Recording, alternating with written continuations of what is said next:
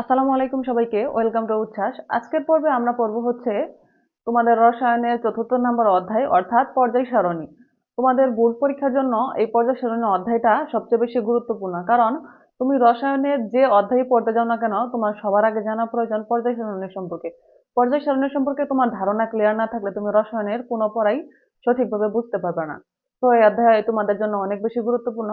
চলো দেরি না করে আমরা এই অধ্যায় শুরু করি। এই অধ্যায়ের শুরুতে তোমাদের দেওয়া আছে পর্যায় সারণীর পটভূমি। পর্যায় সারণীর পটভূমিতে কয়েকজন বিজ্ঞানী কিছু কিছু মতবাদ নিয়ে এসেছেন। তার মধ্যে তোমার 1789-এ অর্থাৎ 1789 সালে বিজ্ঞানী লেবুইশিয়ে hydrogen, nitrogen, oxygen, phosphorus, mercury, zinc, sulphur এই সমস্ত মৌলসমূহকে নিয়ে দুটি ভাগে ভাগ করেন। অর্থাৎ ধাতু ও অধাতু এই দুই ভাগে ভাগ করেন। তার সময় থেকেই অর্থাৎ লেবুইশিয়ার সময় থেকেই মৌলসমূহকে নিয়ে ভাগ করার চিন্তা ভাবনা শুরু হয়, যাতে তোমার মৌলিক পদার্থগুলো একটা নির্দিষ্ট ভাগে থাকে। এই যে তোমার পর্যায় সারণীর মৌলগুলা, এগুলো তো প্রত্যেকটাই মৌলিক পদার্থ। তো এই মৌলিক পদার্থগুলো একটা নির্দিষ্ট ভাগে সাজানো গুছানোর কাজটা এটা তোমার লেবুইশিয়ার সময় থেকে চিন্তা ভাবনাটা শুরু হয়। তো তোমার 1789 সালে লেবুইশিয়া তাহলে কি করলো, উনি কিছু মৌল নিলেন, যেমন oxygen, nitrogen, hydrogen, sulphur, phosphorus, mercury, zinc এই মৌলসমূহকে নিয়ে সে দুই ভাগে ভাগ করলেন। এক ভাগ করলেন ধাতু, আরেক ভাগ হচ্ছে তোমার অধাতু। এরপর 1829-এ অর্থাৎ 1829 সালে বিজ্ঞানী ডুবে রায়নার লক্ষ্য করেন তিনটি করে মৌলিক পদার্থ একই রকমের ধর্ম প্রদর্শন করে। তিনি লক্ষ্য করেন যে মৌলসমূহের পারমাণবিক ভরের ক্রমানুসারে সাজালে প্রথম মৌলের পারমাণবিক ভর এবং তৃতীয় মৌলের পারমাণবিক ভরের যোগফলের অর্ধেক বা তার কাছাকাছি হচ্ছে দ্বিতীয় মৌলের পারমাণবিক ভর। এটাকে বলা হয় হচ্ছে ডুবে-রাইনারের ত্রয়ী সূত্র। তাহলে ডুবে-রাইনারের ত্রয়ী সূত্র মানে কি? মানে তিনি পারমাণবিক ভরের ক্রমানুসারে তিনটা করে মৌল নিয়ে সাজাবেন। এখন এই তিনটা করে মৌলের মধ্যে প্রথম এবং তৃতীয় মৌলের পারমাণবিক ভরের যোগফলের অর্ধেক বা তার কাছাকাছি হচ্ছে দ্বিতীয় মৌলের পারমাণবিক ভর। অর্থাৎ প্রথম মৌল এবং তৃতীয় মৌলের পারমাণবিক ভরের গড় হচ্ছে দ্বিতীয় মৌলের পারমাণবিক ভর। এটাকে ডুবে-রাইনারের ত্রয়ী সূত্র বলা হয়। ডুবে-রাইনার এই ত্রয়ী সূত্রটা প্রদান করেন 1829 সালে।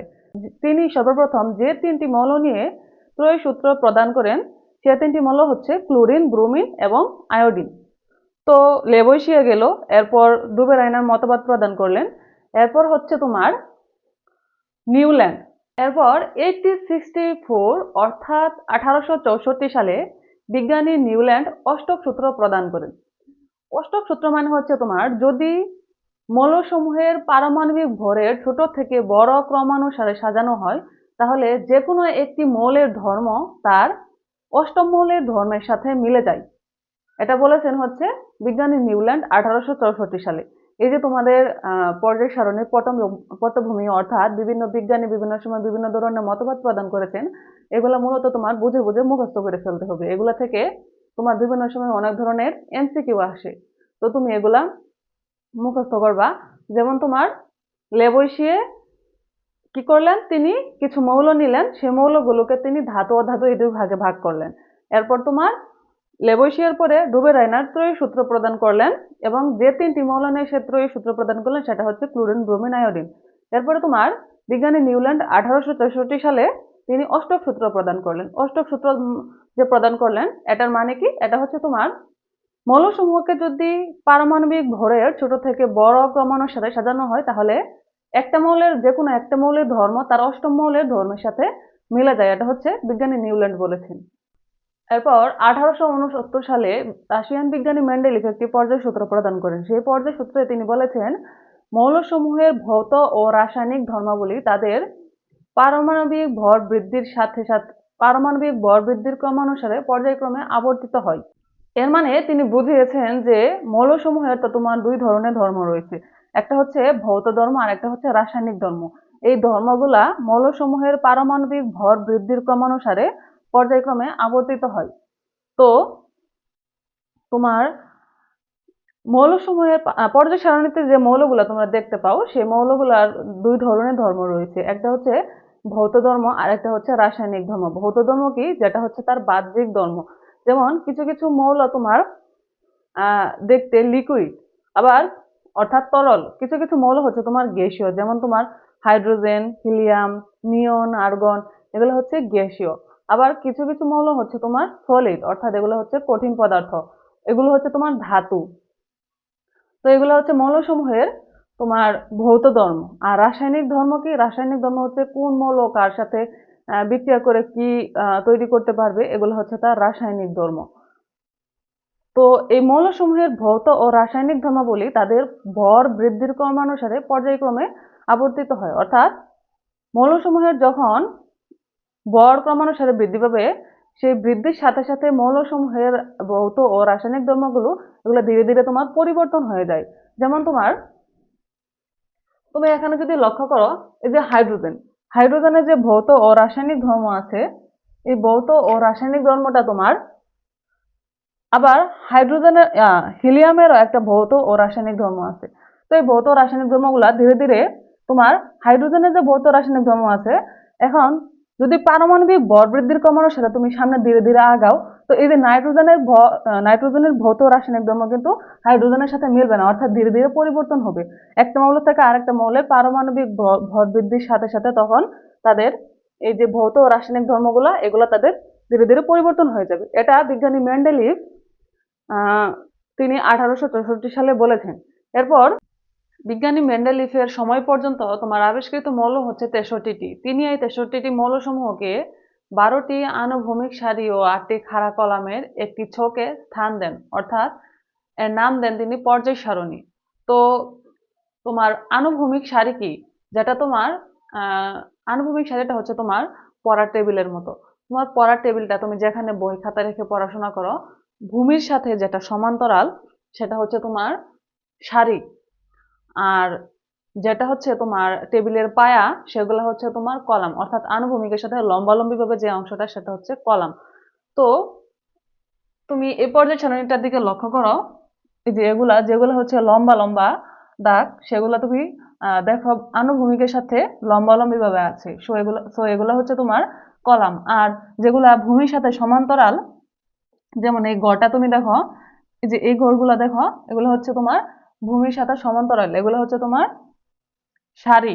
তো তোমার বিজ্ঞানী মেন্ডেলিভ তিনি আহ, বিজ্ঞানী মেন্ডেলিভ তিনি তখন পর্যন্ত আবিষ্কৃত যে 63টি মৌল আছে, এই 63টি মৌল নিয়ে তিনি একটি পর্যায় সারণী তৈরি করেন। সেই পর্যায় সারণীতে তিনি 12টি আনুভূমিক সারি এবং 8টি খাড়া কলামের একটি ছক তৈরি করেন। সেই ছকটা তিনি তৈরি করেছিলেন পারমাণবিক ভর বৃদ্ধির ক্রমানুসারে, অর্থাৎ যে মৌলের পারমাণবিক ভর কম সে আগে বসবে, আর যে মৌলের পারমাণবিক ভর বেশি সে পরে বসবে। এভাবে তিনি পারমাণবিক ভর বৃদ্ধির ক্রমানুসারে মৌলসমূহকে এই 12টি আনুভূমিক সারি ও 8টি খাড়া কলামের একটি পর্যায় সারণীতে স্থান দেন। তখন পর্যন্ত আবিষ্কৃত যে 63টি মৌল আছে, এই মৌলসমূহকে তিনি এভাবে পারমাণবিক ভর বৃদ্ধির ক্রমানুসারে স্থান দেন।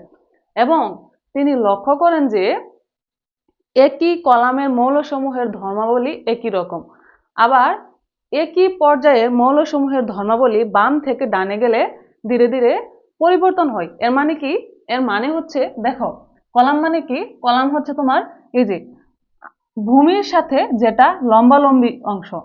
দেখো এই যে এটা হচ্ছে, ধরো এই পর্যায় সারণীর বর্তমান যে আমাদের আধুনিক পর্যায় সারণী, আমি সেই পর্যায় সারণীটা এখানে এঁকে রেখেছি। দেখো এই পর্যায় সারণীর এই যে এটা হচ্ছে 1 নাম্বার কলাম, এটা হচ্ছে 2 নাম্বার কলাম, আর এটা হচ্ছে 3, 4, 5, 6, 7, 8 এভাবে 18 নাম্বার পর্যন্ত কলাম। আর আমাদের সারি হচ্ছে যেগুলো আনুভূমিকের সাথে সমান্তরাল, অর্থাৎ এটা হচ্ছে 1 নাম্বার সারি, 2 নাম্বার সারি, 3, 4, 5, 6, 7 এগুলো হচ্ছে তোমার সারি।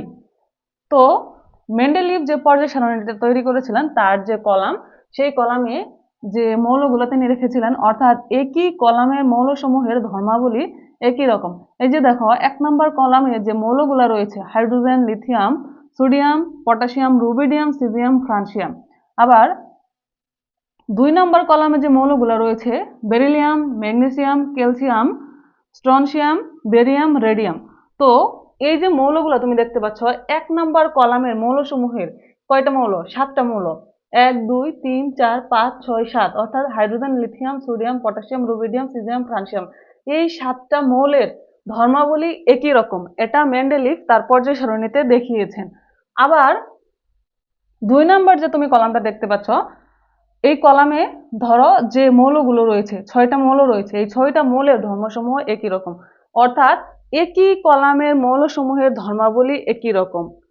আর পর্যায়ের ক্ষেত্রে তুমি যদি চিন্তা করো, ধরো তুমি এই 4 নাম্বার পর্যায়ে মৌলসমূহের ধর্মাবলীর ক্ষেত্রে তোমার বাম থেকে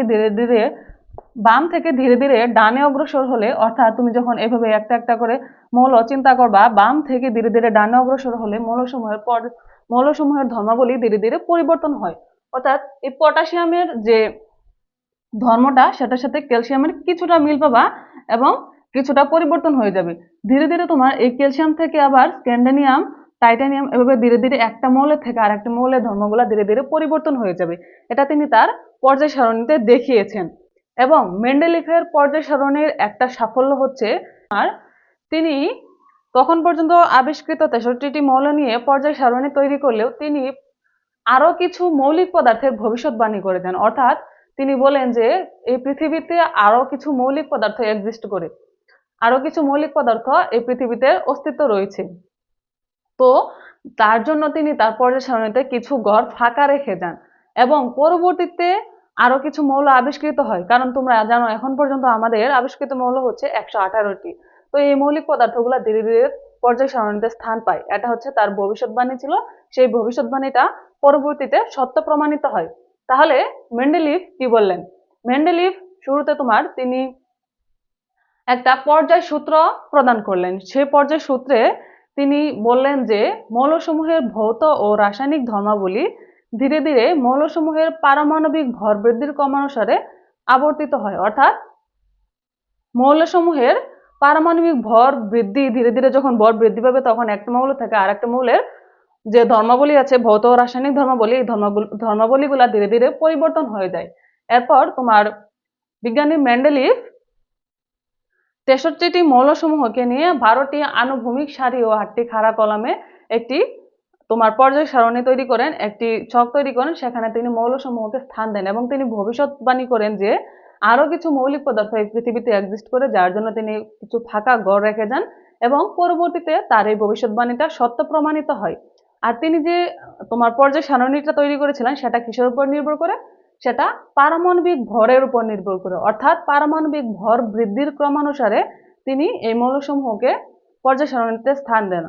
যার পারমাণবিক ভর কম সে আগে বসবে এবং যার পারমাণবিক ভর বেশি সে তোমার পরে বসবে। এটা হচ্ছে তোমার মেন্ডেলিফের এগুলা তখনকার সময়ে তিনি মতবাদগুলা প্রদান করেন। কিন্তু মেন্ডেলিফের আরেকটা ত্রুটি ছিল। মেন্ডেলিভ যে এই পর্যায় সারণীটা তৈরি করেন, সেই পর্যায় সারণীতে তোমার মেন্ডেলিফের একটা ত্রুটি ছিল। কি ত্রুটি ছিল? রসায়নে তোমার একটা টপিকের উপর তোমার 7টা বা 8টা রুলস থাকবে, কিন্তু তুমি দেখবা ম্যাক্সিমাম সময়ই একটা ব্যতিক্রম নিয়ম থাকবে। তো পরীক্ষাতে তোমার সবচেয়ে কমন হচ্ছে ওই ব্যতিক্রম নিয়মটা। যেমন তোমার মেন্ডেলিভ এত এত কথা বললেন, তিনি পর্যায় সারণী তৈরি করলেন, 12টি আনুভূমিক সারি দিলেন, তারপরে হচ্ছে তিনি 8টি খাড়া কলাম দিলেন, তারপর তিনি ভবিষ্যৎবাণী করলেন, এত এত তো তার সাফল্য। এই সাফল্যের মাঝে তার একটা যে ত্রুটি ছিল, সেই ত্রুটিটাই তোমার পরীক্ষার জন্য বেশি কমন। সেই ত্রুটিটা কি? তিনি বিজ্ঞানী মেন্ডেলিভ তোমার পারমাণবিক ভর বৃদ্ধির ক্রমানুসারে যে পর্যায় সারণীতে মৌলসমূহকে স্থান দিলেন, তাহলে সেই কথা অনুসারে কি হওয়ার কথা? যার পারমাণবিক ভর কম সে পর্যায় সারণীতে আগে বসবে, আর যার পারমাণবিক ভর বেশি সে পর্যায় সারণীতে পরে বসবে। কিন্তু তার পর্যায় সারণীতে লক্ষ্য করা হয় তিনি কি করেছেন? দেখো তোমার এই যে তোমার আর্গনের পারমাণবিক ভর কত? আর্গনের পারমাণবিক ভর দেখো আমি লিখে রেখেছি 40। আর্গনের পারমাণবিক ভর 40 আর পটাশিয়ামের পারমাণবিক ভর হচ্ছে তোমার 39। তাহলে দেখো পর্যায় সারণীতে কে আগে জায়গা পেয়েছে? দেখো hydrogen, helium, lithium, beryllium, boron, carbon, nitrogen, oxygen, fluorine, neon, sodium, magnesium, aluminium, silicon, phosphorus, sulphur, chlorine, argon. তারপরে হচ্ছে তোমার পটাশিয়াম। তাহলে পর্যায় সারণীতে কার স্থান আগে? আর্গনের স্থান আগে, পটাশিয়ামের স্থান পরে। কিন্তু কার পারমাণবিক ভর বেশি? আর্গনের, কারণ আর্গনের পারমাণবিক ভর হচ্ছে তোমার 40 আর পটাশিয়ামের পারমাণবিক ভর হচ্ছে 39। কিন্তু বিজ্ঞানী মেন্ডেলিভ কি বলেছিলেন? তিনি পারমাণবিক ভর বৃদ্ধির ক্রমানুসারে পর্যায় সারণীতে তার মৌলসমূহকে স্থান দিয়েছেন। তাহলে তার কথা অনুসারে যার পারমাণবিক ভর কম, অর্থাৎ পটাশিয়ামের যে পারমাণবিক ভর কম, তার স্থান তো আর্গনের আগে হওয়ার কথা। কিন্তু আর্গনের পারমাণবিক ভর 40, পটাশিয়ামের থেকে আর্গনের পারমাণবিক ভর বেশি হওয়ার ফলেও আর্গনকে পর্যায় সারণীতে আগে স্থান দিলেন। এর কারণ কি?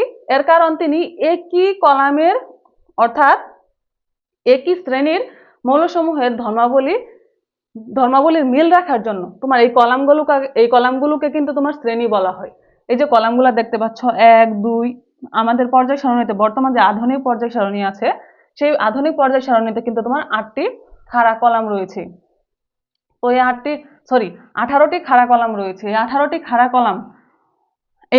খাড়া কলামের প্রত্যেকটা কলামের মৌলসমূহের ধর্মাবলী একই রকম।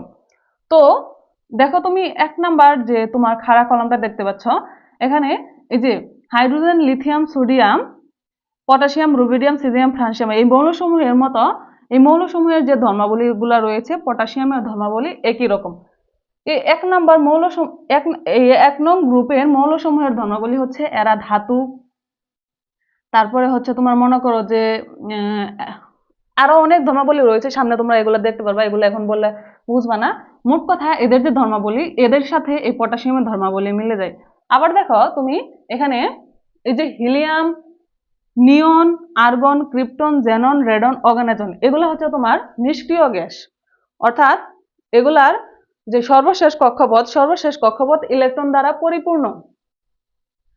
তো এই নিষ্ক্রিয় গ্যাসের সাথে আর্গনের ধর্ম মিলে যায়। এই নিষ্ক্রিয় গ্যাসের সাথে আর্গনের ধর্মের মিল করানোর জন্য আবার এখানে এরা সবাই ধাতু এবং এদের ধর্মের সাথে পটাশিয়ামের ধর্ম একই রকম, অর্থাৎ একই তোমার গ্রুপ বা শ্রেণী। এই যে কলাম দেখতে পাচ্ছ, খাড়া কলাম, এটাকে গ্রুপ বলা হয় এবং শ্রেণী বলা হয়। একই গ্রুপের মৌলসমূহের ধর্মের মিল করানোর জন্য পটাশিয়ামকে, আবার এখানে একই গ্রুপের মৌলসমূহের ধর্মের মিল করানোর জন্য, আমি আবারও বলছি, এই কলামকে তোমার গ্রুপ বলা হয়। তো একই গ্রুপের মৌলসমূহের ধর্মের মিল করানোর জন্য বিজ্ঞানী মেন্ডেলিভ আর্গনকে আগে দিলেন এবং পটাশিয়ামকে পরে দিলেন। এটা হচ্ছে তার ত্রুটি, কারণ তিনি পারমাণবিক ভর বৃদ্ধির ক্রমানুসারে সাজালেও পরবর্তীতে ধর্মের মিল করানোর জন্য তিনি আর্গনকে আগে বসালেন এবং পটাশিয়ামকে পরে বসালেন। তাহলে বিজ্ঞানী মেন্ডেলিভের সাফল্য কি? সাফল্য হচ্ছে তিনি কিছু মৌলিক পদার্থের আগেই ভবিষ্যৎবাণী করেছিলেন, যেটা পরবর্তীতে সত্য প্রমাণিত হয়। এটা হচ্ছে তার সাফল্য।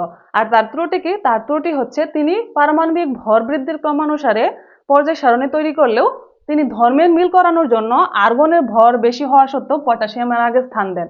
এটা হচ্ছে তার ত্রুটি।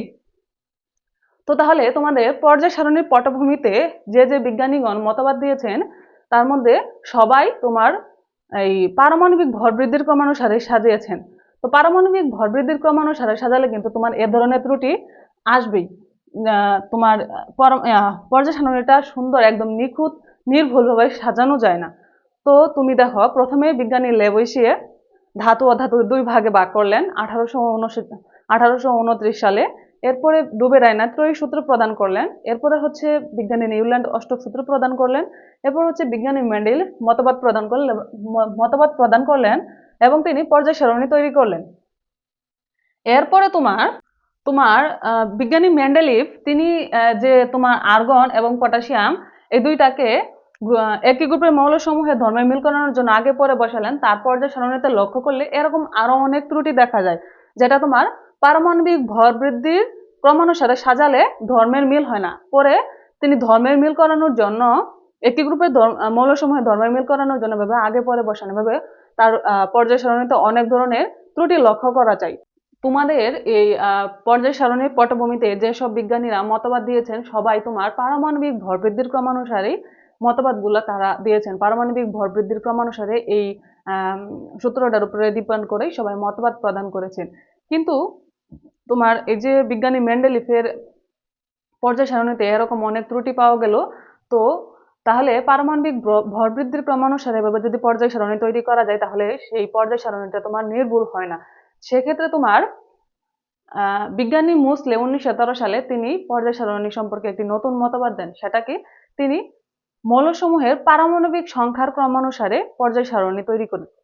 বিজ্ঞানী লেবোসিয়ে তিনি মাত্র 33টি মৌল নিয়ে কাজ শুরু করেছিলেন। তখন পর্যন্ত আবিষ্কৃত মৌল ছিল তোমার 33টি। এরপরে বিজ্ঞানী তোমার মেন্ডেলিভ তখন পর্যন্ত আবিষ্কৃত মৌল হয় হচ্ছে 63টি এবং 4টি অনাবিষ্কৃত মৌলের একটা ভবিষ্যৎবাণী করে যান। বিজ্ঞানী মেন্ডেলিভ কিন্তু 4টি অনাবিষ্কৃত মৌল সম্পর্কে ভবিষ্যৎবাণী করে গেছিলেন। তো বিজ্ঞানী মোসলে তোমার 1913 সালে মৌলসমূহের পারমাণবিক সংখ্যার ক্রমানুসারে মৌলসমূহকে পর্যায় সারণীতে স্থান দেওয়ার মতবাদ প্রস্তাবনা করেন। সেক্ষেত্রে তোমার যে পারমাণবিক ভর বৃদ্ধির ক্রমানুসারে সাজালে যে ত্রুটিগুলো দেখা গিয়েছিল, পারমাণবিক সংখ্যার ক্রমানুসারে সাজালে সেই ত্রুটিটা তোমার নির্ভুলভাবে প্রমাণিত হয়, অর্থাৎ নির্ভুলভাবে তোমার পর্যায় সারণীতে মৌলসমূহকে স্থান দেওয়া হয়। কেমন? ধরো পারমাণবিক ভর বৃদ্ধির ক্রমানুসারে সাজালে এই যে আর্গনের পারমাণবিক ভর হচ্ছে তোমার 40 আর পটাশিয়ামের পারমাণবিক ভর হচ্ছে 39।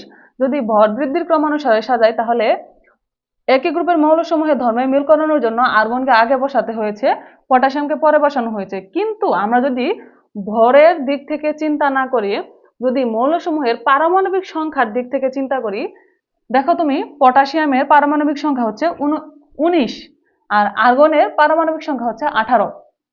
তাহলে এই পারমাণবিক সংখ্যার ক্রমানুসারে সাজালে পর্যায় সারণীতে কার স্থান আগে হওয়ার কথা? অবশ্যই আর্গন, কারণ আর্গনের পারমাণবিক সংখ্যা হচ্ছে তোমার 18 আর পটাশিয়ামের পারমাণবিক সংখ্যা হচ্ছে 19।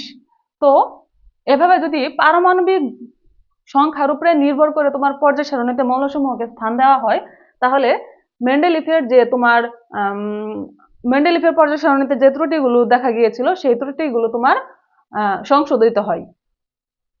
তাই বিজ্ঞানী মোসলের কথার উপরে নির্ভর করে এখন পর্যন্ত তোমার যে আধুনিক পর্যায় সারণীটা তৈরি হয়েছে সেটা তোমার পারমাণবিক সংখ্যার উপরে নির্ভর করেই এই পর্যায় সারণীটা তৈরি করা হয়েছে।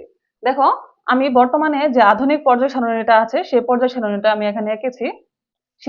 এখানে আধুনিক পর্যায় সারণীতে মৌলগুলোকে তোমার তাদের পারমাণবিক সংখ্যার ক্রমানুসারে সাজানো হয়েছে। Hydrogen, helium, lithium, beryllium, boron, carbon, nitrogen, oxygen, chlorine, neon, sodium, magnesium, এভাবে প্রত্যেকটা মৌলকে যার যার পারমাণবিক সংখ্যা, দেখো হাইড্রোজেনের পারমাণবিক সংখ্যা 1, হিলিয়ামের 2, লিথিয়ামের 3, বেরিলিয়ামের 4, বোরনের 5, এভাবে যার যার পারমাণবিক সংখ্যার ক্রমানুসারে মৌলসমূহকে পর্যায় সারণীতে স্থান দেওয়া হয়েছে। এভাবে যদি পর্যায় সারণী তৈরি করা হয় তাহলে তোমার যে পূর্বে যে ত্রুটিগুলো দেখা দিয়েছিল সেই ত্রুটিগুলো সংশোধিত হয়। আচ্ছা, আমরা আমাদের যে আধুনিক পর্যায় সারণীটা আছে এই 118টি মৌলের পর্যায় সারণীটা, এই পর্যায় সারণীতে যে যত ধরনের তোমার নিয়ম প্রয়োগ করা, গ্রহণ করা, বর্জন করা, এই নিয়মগুলো তোমার নিয়ন্ত্রণ করে থাকে একটা সংস্থা। সেই সংস্থাটার নাম হচ্ছে তোমার ইউপ্যাক। সেই সংস্থাটার নাম হচ্ছে তোমার ইউপ্যাক। রসায়নে তোমার যতগুলো নিয়ম আছে সেই নিয়মগুলোর ক্ষেত্রে কোনটা তোমার গ্রহণযোগ্য, কোনটা বর্জন করার প্রয়োজন, সেগুলো তোমার নিয়ন্ত্রণ করে থাকে হচ্ছে এই ইউপ্যাক সংস্থাটা। এই ইউপ্যাক মানে হচ্ছে তোমার, ইউপ্যাকের ফুল মিনিং হচ্ছে international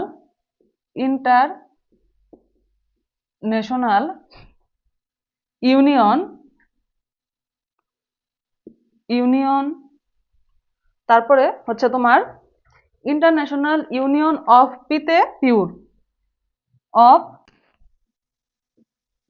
pure and applied chemistry. এতে অ্যাপ্লাইড, সিতে হচ্ছে তোমার কেমিস্ট্রি। আচ্ছা, এই যে সংস্থাটাই ইউপ্যাক সংস্থা, এই সংস্থায় তোমার মনে করো যে সকল ধরনের নিয়ম গ্রহণ করা, বর্জন করা, এগুলো সে নিয়ন্ত্রণ করে থাকে।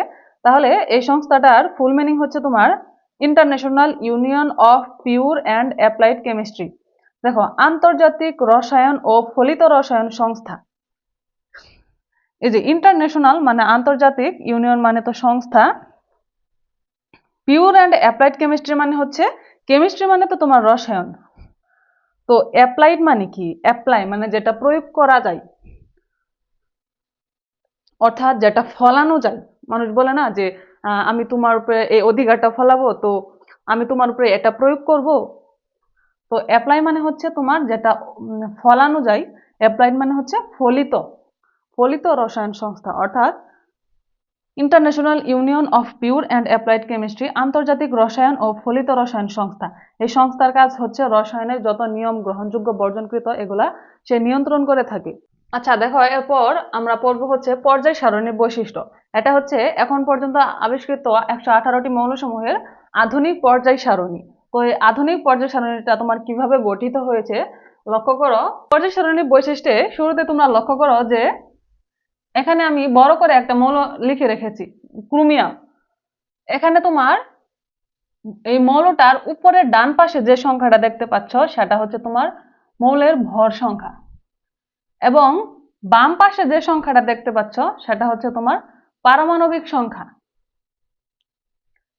অর্থাৎ প্রত্যেকটা মৌলের বাম পাশে যে সংখ্যাটা দেখতে পাচ্ছ তোমরা সেটা হচ্ছে পারমাণবিক সংখ্যা বা প্রোটন সংখ্যা, আর ডান পাশে যে সংখ্যাটা দেখতে পাচ্ছ সেটা হচ্ছে মৌলের ভর সংখ্যা। তো ক্রোমিয়ামের পারমাণবিক সংখ্যা হচ্ছে 24 আর ভর সংখ্যা হচ্ছে তোমার 52।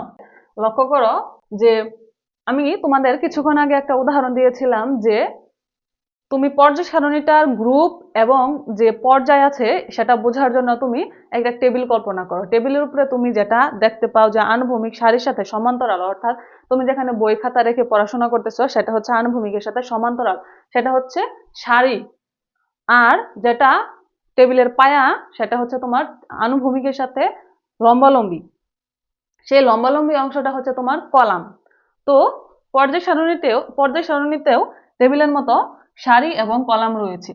যেটা তোমার আনুভূমিকের সাথে লম্বালম্বি অংশ দেখতে পাচ্ছ সেই লম্বালম্বি অংশগুলো হচ্ছে তোমার কলাম, আর যেটা তুমি আনুভূমিকের সাথে সমান্তরাল দেখতে পাচ্ছ সেই সমান্তরাল অংশগুলো হচ্ছে তোমার সারি।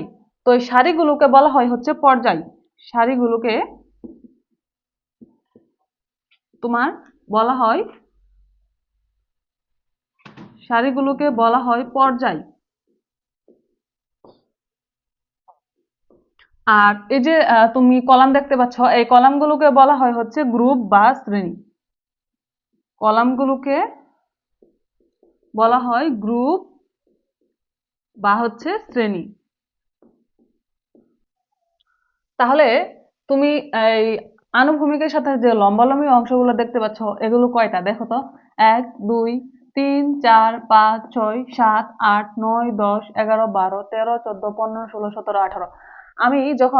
তোমরা যখন আমার এই ক্লাসটা করবা তোমরা অবশ্যই তোমাদের রসায়ন বইয়ের যে পর্যায় সারণীটা দেওয়া আছে সেই পর্যায় সারণীটা সামনে খুলে তারপর তুমি আমার ক্লাসটা করবা, তাহলে তোমার ধারণাটা ক্লিয়ার হবে। আমি যখন বলবো সেগুলো তুমি তোমার বইয়ের পর্যায় সারণীর সাথে মিলিয়ে নিতে পারবা।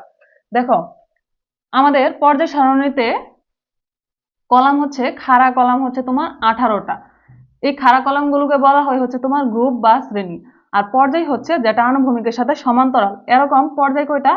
1 2 3 4 5 6 7টা। তাহলে আমাদের আধুনিক পর্যায় সারণী, সেই আধুনিক পর্যায় সারণীতে পর্যায় রয়েছে 7টা। এই পর্যায়গুলোকে বলা হয় এই পর্যায়গুলোকে আবার তোমার সারিও বলা হয়।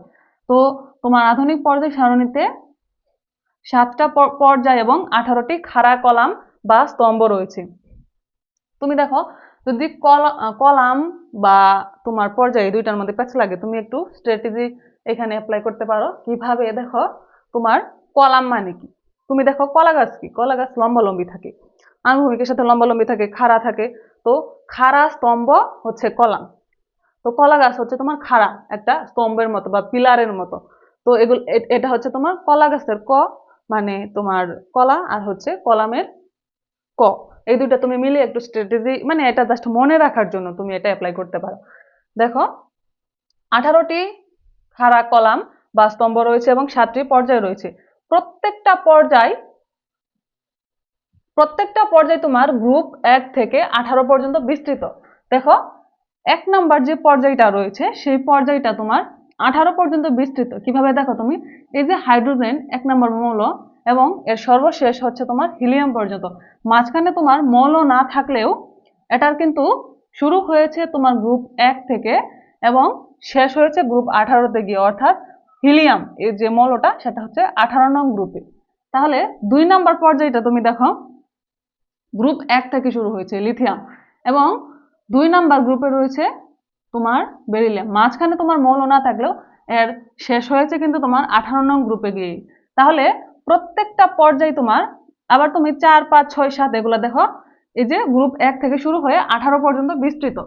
সো পর্যায় সারণীতে 18টি খাড়া কলাম বা স্তম্ভ রয়েছে, 7টি পর্যায় রয়েছে, এবং প্রত্যেকটি পর্যায় গ্রুপ 1 থেকে 18 পর্যন্ত বিস্তৃত। এবং তুমি দেখো এগুলা নিজে দেখলে বুঝতে পারবা, তোমাদের বইয়ে বলা হয়েছে 1 নং গ্রুপে মৌল রয়েছে 7টি, 2 নং গ্রুপে মৌল রয়েছে 6টি, 3 নং গ্রুপে মৌল রয়েছে কয়টি। এটা হচ্ছে ওই যে আমি বলেছিলাম যে রসায়নে তোমার একটা টপিকে 7টা রুলস থাকবে, সেই রুলসের চেয়েও কমন হচ্ছে তোমার যেটা ওই রুলসের ব্যতিক্রম।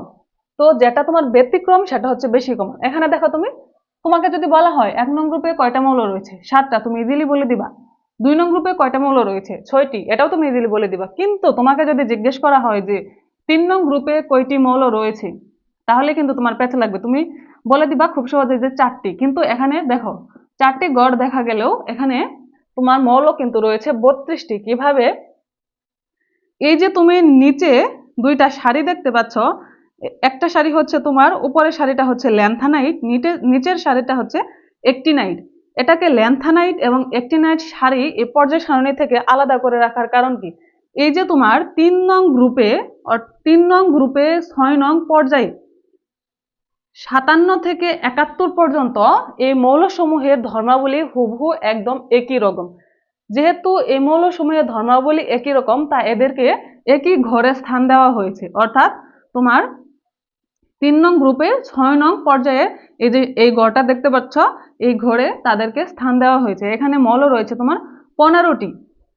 আবার 3 নং গ্রুপে 7 নং পর্যায়ে 89 থেকে 103 পর্যন্ত যে মৌল রয়েছে, সেই মৌলগুলোর তোমার ধর্মাবলী একদম একই রকম, যার জন্য এই 15টা মৌলসমূহকে তোমার স্থান দেওয়া হয়েছে একই ঘরে। এখন একই ঘরে 15টা মৌলকে তোমার দেখানো সম্ভব? একটা ঘরে দেখানো সম্ভব না, যার জন্য এই 57 থেকে 71 পর্যন্ত 15টা মৌল এবং 89 থেকে 103 পর্যন্ত এই 15টা মৌলসমূহকে ল্যান্থানাইট এবং অ্যাক্টিনাইট এই 2টা সারিতে আলাদা করে পর্যায় সারণীর নিচে দেখানো হয়েছে। এই মৌলসমূহ মূলত 3 নং গ্রুপ এবং 6 নং পর্যায়, 3 নং গ্রুপ এবং 7 নং পর্যায়, এই এই দুই ঘরের মৌলসমূহ হচ্ছে ল্যান্থানাইট এবং অ্যাক্টিনাইট সারির মৌলসমূহ। এখন দেখো এখানে 15টা, এখানে 15টা, এই হচ্ছে 30টা, আর স্ক্যান্ডেনিয়াম আর ইট্রিয়াম এই 2টা মিলিয়ে 30 আর 2 মিলে 32টা। অর্থাৎ তোমাকে যদি জিজ্ঞেস করা হয় 3 নং গ্রুপে মৌলসমূহের সংখ্যা কত? 32। কারণ ল্যান্থানাইট এবং অ্যাক্টিনাইট সারির মৌলসমূহের স্থান হচ্ছে তোমার এই 3 নং গ্রুপে। আবার যদি তোমাকে বলা হয় যে তাহলে আমাদের 1 নং গ্রুপে মৌলসমূহের সংখ্যা 7টি, 2 নং গ্রুপে মৌলসমূহের সংখ্যা 6টি, 3 নং গ্রুপে মৌলসমূহের সংখ্যা 32টি, 4 নং গ্রুপে মৌলসমূহের সংখ্যা 4টি, 1, 2, 3, 4, 5 নং গ্রুপে 4টি। এভাবে তোমার 4 থেকে 12 পর্যন্ত, গ্রুপ 4 থেকে গ্রুপ 12 পর্যন্ত মৌলসমূহের সংখ্যা হচ্ছে 4টি। গ্রুপ 13 থেকে গ্রুপ 17 পর্যন্ত মৌলসমূহের সংখ্যা হচ্ছে 6টি করে। গ্রুপ 18তে মৌলসমূহের সংখ্যা হচ্ছে 7টি। অর্থাৎ গ্রুপ 1 এবং গ্রুপ 18 এই 2 গ্রুপে মৌলসমূহের সংখ্যা হচ্ছে 7টি করে। গ্রুপ 2 এবং গ্রুপ 13 থেকে 17 পর্যন্ত মৌলসমূহের সংখ্যা হচ্ছে 6টি করে। গ্রুপ 4 এবং গ্রুপ 4 থেকে গ্রুপ 12 পর্যন্ত এই গ্রুপগুলোতে মৌলসমূহের সংখ্যা হচ্ছে 4টি করে। কিন্তু তোমার গ্রুপ 3 এ মৌলসমূহের সংখ্যা হচ্ছে 32। আমি যে কথাগুলো বলতেছি এগুলা খুব মনোযোগ সহকারে তুমি পর্যায় সারণীতে মিলিয়ে নিবা। তো এখন যদি আমরা পর্যায় বরাবর লক্ষ্য করি, তাহলে দেখো পর্যায় 1 এ মৌলসমূহের সংখ্যা কতটি? 2টি, হাইড্রোজেন এবং হচ্ছে তোমার হিলিয়াম। গ্রুপ 1 এবং গ্রুপ 18তে পর্যায় 1 এর 2টা মৌল রয়েছে। পর্যায় 2 এ মৌলসমূহের সংখ্যা কতটি? 1, 2, 3, 4, 5, 6, 7, 8। পর্যায় 3-এ মৌলসমূহের সংখ্যা হচ্ছে তোমার 1 2 3 4 5 6 7 8। তাহলে আমাদের পর্যায় 1-এ মৌলসমূহের সংখ্যা 2টি, গ্রুপ 2 এবং পর্যায় 2 এবং পর্যায় 3-এ মৌলসমূহের সংখ্যা 8টি করে। এভাবে তুমি 4 5 যদি গণনা করো তাহলে তুমি মৌলসমূহের সংখ্যা 18টি করে পাবে, কারণ প্রত্যেকটা পর্যায় গ্রুপ 1 থেকে 18 পর্যন্ত বিস্তৃত। সো এদের মৌলসমূহের সংখ্যা তোমার 18টি করে। কিন্তু যদি বলা হয় পর্যায় 6 এবং পর্যায় 7-এ তোমার মৌলসমূহের সংখ্যা কয়টি, দেখো তুমি পর্যায় 6-এ এখানে 15টি মৌল রয়েছে, আবার পর্যায় 7-এ এখানেও 15টি মৌল রয়েছে। সো পর্যায় 6 এবং পর্যায় 7-এ মৌলসমূহের সংখ্যা হচ্ছে তোমার 32টি। তাহলে লক্ষ্য করো, গ্রুপ 3-এ মৌলসমূহের সংখ্যা 32টি, পর্যায় 6 এবং পর্যায় 7-এ মৌলসমূহের সংখ্যা হচ্ছে 32টি করে। এই হচ্ছে তোমার পর্যায় সারণী। আমি শর্টকাটে আরেকবার সামারাইজ করে দিই। 118টি মৌলসমূহ নিয়ে আমাদের যে আধুনিক পর্যায় সারণী, সেটা হচ্ছে তোমার 18টি খাড়া কলাম বা স্তম্ভ রয়েছে। এই খাড়া কলাম বা স্তম্ভগুলোকে বলা হয় হচ্ছে তোমার গ্রুপ বা শ্রেণী, এবং 7টি পর্যায় রয়েছে। 6 নং এবং 7 নং পর্যায়ে মৌলসমূহকে আলাদা করে নিচে ল্যান্থানাইট এবং অ্যাক্টিনাইট সারি হিসেবে নিচে পর্যায় সারণীর নিচে স্থান দেওয়া হয়েছে। গ্রুপ 3-এ মৌলসমূহের সংখ্যা 32টি, গ্রুপ 6 এবং গ্রুপ 7-এ মৌলসমূহের সংখ্যা 32টি করে। প্রত্যেকটি পর্যায়ে গ্রুপ 18 পর্যন্ত বিস্তৃত। এই হচ্ছে তোমার পর্যায় সারণী। বাকি যে ইনফরমেশন গুলো দেওয়া আছে এগুলো তোমরা বইয়ে রিডিং করলেই বুঝতে পারবা, এবং আমি যে কথাগুলো বলেছি সেগুলো তুমি তোমার পর্যায় সারণীর সাথে মিলিয়ে নিলেই তোমার ধারণাটা ক্লিয়ার হবে। তুমি কথাগুলো বুঝে বুঝে পর্যায় সারণীর দিকে বারবার তাকিয়ে দেখবা, তাহলে তোমার এগুলো চোখে এবং হৃদয়ে আত্মস্থ হবে। পর্যায় সারণীটা যদি তুমি শুধু মুখস্থ করতে চাও তাহলে কিন্তু তোমার কোনোভাবে এটা তুমি মনে রাখতে পারবে না। এটা শুধুমাত্র মুখস্থ করার বিষয় না, এটা তোমার চোখে একটা বিষয় হচ্ছে তোমার চোখে আত্মস্থ করার বিষয়। পর্যায় সারণীটা যাতে তোমার চোখে ভাসে যে আসলে কোথায় কোন মৌলটা পর্যায় সারণীতে কোন পর্যায়ে কতগুলো মৌল রয়েছে, কোন গ্রুপে কতগুলো মৌল রয়েছে, এগুলো তোমার চোখে ভাসাতে হবে। তো তোমার এটা বারবার পর্যায় সারণীর দিকে তাকিয়ে লক্ষ্য রাখতে হবে। তো আজকের পর্বে আমরা পড়লাম হচ্ছে তোমার পর্যায় সারণীর পটভূমি এবং পর্যায় সারণীর বৈশিষ্ট্য, এবং নেক্সট পর্বে আমরা পড়ব হচ্ছে তোমার ইলেকট্রন বিন্যাসের মাধ্যমে কিভাবে মৌলসমূহের পর্যায় সারণীতে অবস্থান নির্ণয় করা যায়। অর্থাৎ একটা মৌল তোমার যে পর্যায় সারণীতে কোন গ্রুপে এবং কোন পর্যায়ে রয়েছে, ধরো তুমি কার্বন, তোমাকে যদি জিজ্ঞেস করা হয় কার্বন কত নং গ্রুপ এবং কত নং পর্যায়ে রয়েছে, এটা তুমি ইলেকট্রন বিন্যাসের মাধ্যমে কিভাবে বের করতে পারবে। দেখো কার্বন 14 নং গ্রুপে রয়েছে এবং সে 2 নং পর্যায়ে রয়েছে, এটা কিন্তু তুমি ইলেকট্রন বিন্যাসের মাধ্যমে বের করতে পারবা। তো বাকি যে আমাদের টপিকগুলো রয়েছে এই পর্যায় সারণী অধ্যায়ের, সেগুলো আমরা পরবর্তী ক্লাসে পড়বো। তো পরবর্তী ক্লাসটি আমি যখন আপলোড করবো সাথে সাথে তোমরা যাতে এই ক্লাসের নোটিফিকেশনটি পেয়ে যেতে পারো, তার জন্য তোমরা আমার এই চ্যানেলটাকে সাবস্ক্রাইব করে রাখলে সাথে সাথে তোমরা আমার এই ক্লাসের নোটিফিকেশনটি পেয়ে যাবা।